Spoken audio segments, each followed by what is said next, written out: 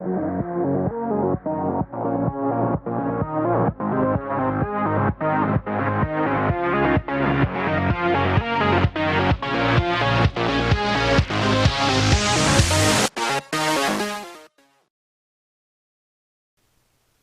guys, welcome back to the workshop. I just got a little voiceover of a video for you today. I had the great opportunity this past weekend to head on over to a warbird event in Gettysburg, and I had never been to this field before, and it was a good time. I showed up in the morning and I left around 2 o'clock in the afternoon, and I had a lot of fun, met some new people, and met up with my buddy Patrick Murphy. Had a really great time with him and passed along my AT6 Texan to him as well. What you're seeing here is actually the second flight of the Corsair at this event. The first, it was a great flight. It was absolutely phenomenal. Perfect landing, stuck it, no problems, no issues. I forgot to remove the lens cap. So what you're seeing here is a second flight right before I left. And as you can see, it's a little bit overcast. Earlier in the morning, it was just fine. But it was a lot of fun meeting these people and seeing what they had done. There were some really great airplanes there, some nice Balsa USA planes, but also some foamies, including a turbine-powered foamy, which was interesting to see. Another gentleman with a really nice A10 that had a very nice sound module on it as well. So, uh, yeah, go to these events. That's what we build these airplanes for, is to share and create moments with other people. So on this flight, I'm going to walk you through it. The takeoff was pretty straightforward. Now I am getting used to flying this airplane, so I got a combination of factors, flying the airplane as well as flying at a new location. Now these trees you see off in the distance, they are really, really tall trees, and it made it really hard to judge the depth and height of the airplane. See how the runway goes right up to that tree line?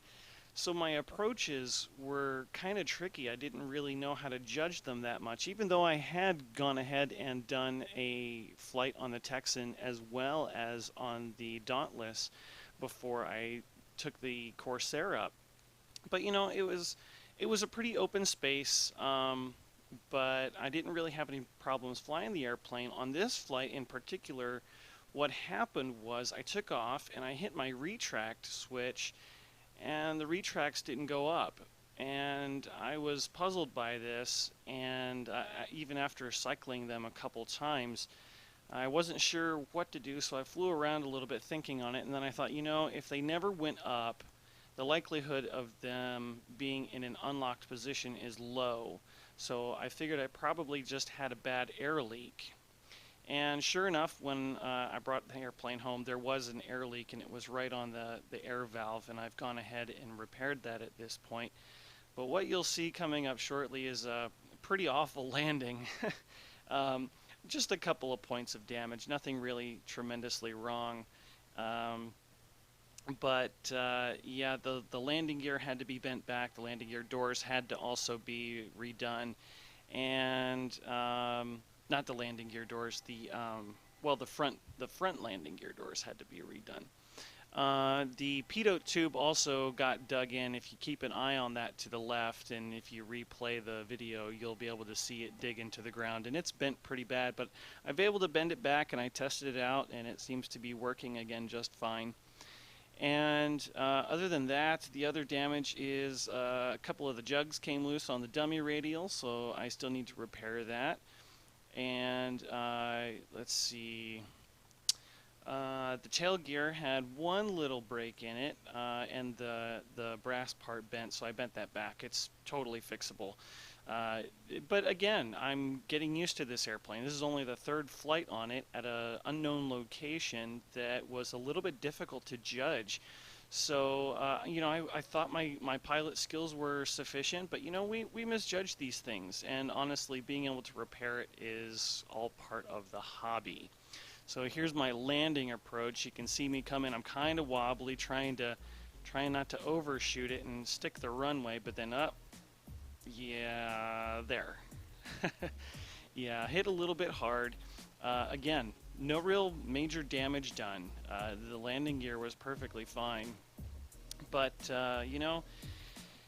this is what I love. You build this model and you take it out to fly it. You don't just leave it in the shop to hang or sit, because you spend so much time on it and you really enjoy it. Now, one thing I do want to say is that you have to be fearless. You can't be afraid to crash. Every time I go up with one of my models, I'm always afraid that I am going to crash it. And you know what? It's another reason to build another model. And if I lose this airplane, yeah, I'll be sad, but in the meantime, I have to face the fact that I'm going to be making repairs as I learn to fly the airplane, because I'm going to make mistakes. So as you do these big scratch builds, don't be afraid to fly the airplane, knowing that you're going to have to make repairs. And that is the attitude that I'm taking. I've got 3 flights on her. One of them was perfect. I've had to do a couple of repairs, a couple of shakedown things. I'm learning how to fly the airplane better. And as I get better at it, it's just going to get better footage and better footage. So last of all, I again want to thank Grayson Hobby for sponsoring the power system for this airplane. It's been phenomenal. It is just perfect. I cruise around at a steady 60 to 70 miles an hour, which is perfect for this airplane. And the camera that you're seeing all this footage through, sponsored by Flight Test, and they're just great people to work with. So thank you guys so much for your support through the build. I look forward to taking this with me to Flight Fest, Ohio, and look forward to sharing it with you there. Take care.